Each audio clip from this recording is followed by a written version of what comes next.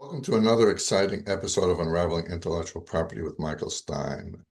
Today, I have back for part two my spring or one of my spring 2026 interns, Khloe McDonough, and we're going to be discussing the business side of IP law and starting a law firm. Welcome back, Khloe. Thank you. One thing that I've been trying to impress upon the interns is that the practice of law is also a business. And if you can be the greatest legal mind, but if you don't have any business or you don't know how to run a business and keep the clients happy, you've got no law to practice. So hopefully I've impressed upon you a little bit of that. You have, yes. All right. So I try to make this internship a little bit what they don't teach you in law school and or undergraduate. You have some questions. Fire away. Okay. Well, I'm interested in hearing how you took your degree from electrical engineering and kind of segued into IP law. What was that transition? What inspired you to enter that? Yeah, very good question about well, I was most of the way through my electrical engineering degree, decided I didn't want to do the nitty-gritty for my entire career, but I always loved science and math. And so after I graduated, I took a job doing electrical engineering for a defense contractor. But I knew I wanted to go back for some kind of grad school, kind of expand my horizons. Was thinking about going for an MBA, and then the two people were leaving work coincidentally like a couple weeks after I started to say they were going to law school. And I said, it didn't even pop into my head. I said, like, why? And they said they're going for patent law. And this is back, I'll say, a little while ago, a number of years ago, when patent and intellectual property law weren't in like the mainstream of human or society's consciousness. So it was kind of a different thinking, but then I spent a year looking into it, and then I applied and went to law school and been practicing ever since. Oh, so that you didn't know you wanted to do that after graduating. I had no idea. I don't know, I'm a believer in kind of like the gap year. I kind of found direction. I wasn't ready to go back to school, and it gave me time to talk to people in the industry, can like learn about the different types of practice. Back then, there weren't so many internships that are available now.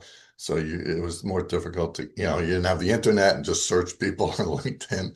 You had to ask someone, do you know anybody? But yeah, until I talked to these people after I graduated, I was not thinking about law school at all.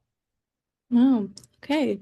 So then what made you want to start your own IP law firm instead of just working for one? Mm, yeah, very good question. I've been practicing for 11 years at that time, and I was a partner, equity partner, doing very well.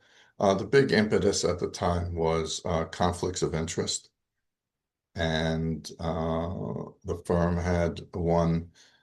Well, they had a number of clients, but they had one major client, and a client that I had helped attract into the firm was growing, but there were some issues, ironically relating to a technology which never even caught on.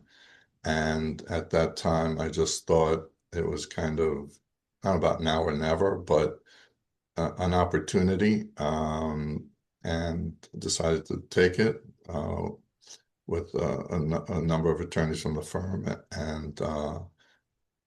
and then that was 21 years ago. Hmm. So you didn't have that much of a background in business or Well, entrepreneur. I mean, fortunately, I mean, I learned a lot at my previous firm, I have to say. So being an equity partner, I did have an opportunity to look at the books. I'd had an opportunity to go through, reading Excel spreadsheets, learning about expenses, learning about negotiating leases for uh, phone systems and photocopiers, hiring, salaries, 401k plans.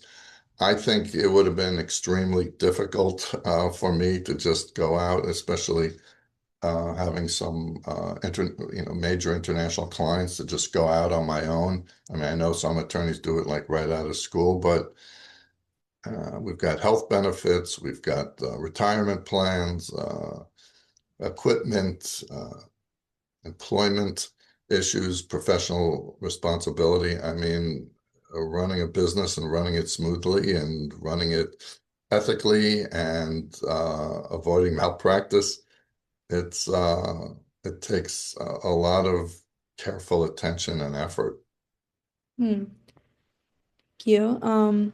So then how did you build your network, starting that firm and, creating clientele? You did say there was no LinkedIn around that time, so Yeah, back then, I was talking to the named partner at the firm, and this was when Korea was kind of an untapped market. Samsung and LG were kind of just starting to grow, and so I don't know if it was his idea, my idea, well, we came up with the idea of contacting the Korea Society of America. I even took a Korean language class for a semester there. And we talked to them about having a seminar in Seoul.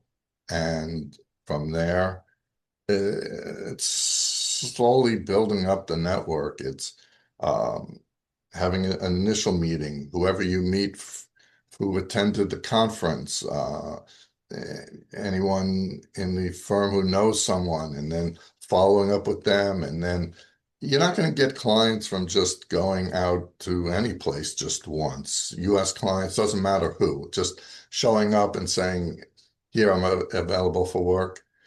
Especially like larger clients, it's about building a relationship. It's about building trust. There's a lot of attorneys who are very smart, but you have to make the clients feel like you can handle their needs. You can make them feel comfortable that they can trust you.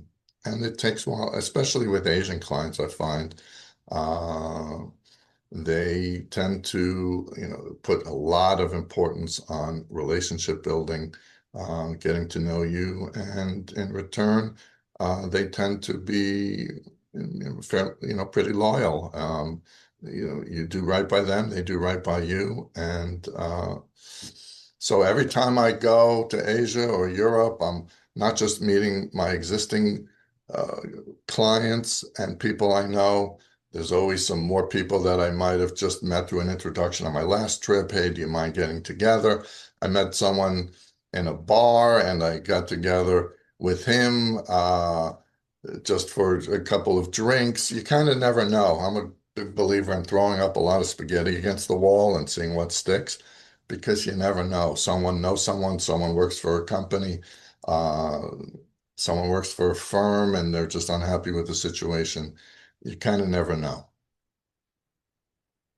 going back to, I guess, making those connections, what was it like searching for, your first employees, building the people who are going to be part of your company? Did you already have an idea of who you wanted to hire? Were you already working with people by then? What were you looking for in applicants? Yeah, most of the people who I came and started the firm, they were attorneys and staff at my previous firm. And it was an amicable departure. I mean, the work was going to go anyway. If we had stayed, we discussed everything. They gave me files, readily for the cases that were being transferred. They gave me the contact information of healthcare provider, broker, and professional liability, even realtor. Um, it was about as good as a departure. There was no one doing anything behind anyone's back. We sent out joint letters. The attorneys that went with me, they were already working with the major client that came. And so it was pretty smooth. Like, salary is the same.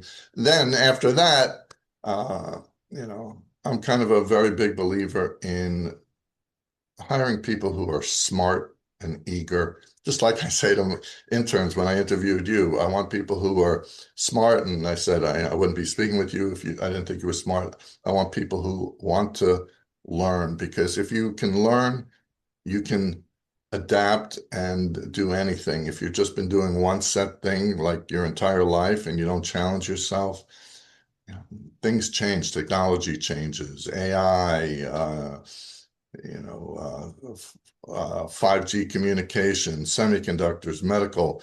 If you're not able to learn and adapt, you're not going to make it, in my opinion.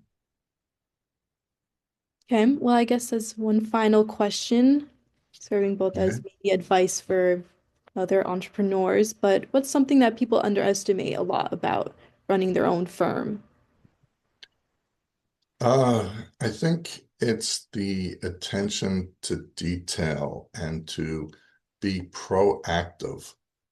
Uh, I spend a lot of my time and my staff in sending out reminders to clients well in advance of the deadlines, keeping in touch with them. How are we doing? Is everything okay? If something's going to be late, don't wait until the day it's due and say, oh, this is going to be late.